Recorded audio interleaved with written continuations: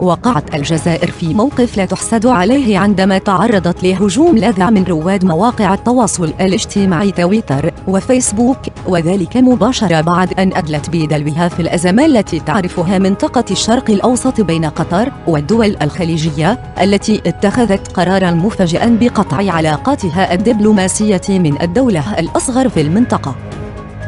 الجزائر ومن خلال وزارة خارجيتها دعت الدول الخليجية إلى ضرورة التحلي بمبادئ حسن الجوار، وهو الأمر الذي جرى عليها سيل من الانتقادات من رواد ونشطاء شبكات التواصل الاجتماعي على خلفية عدائها للمغرب والتدخل في شؤونه الداخلية والتسبب له في عدد من المشاكل، أهمها المشكل المفتعل في الصحراء المغربية التي تعمل الجزائر جاهدة ومنذ ما يقرب من 40 سنة على إذكاء روح الانفصال فيها من خلال خلقها لجبهة البوليزاريو ودعمها بشكل قوي وغير مشروط.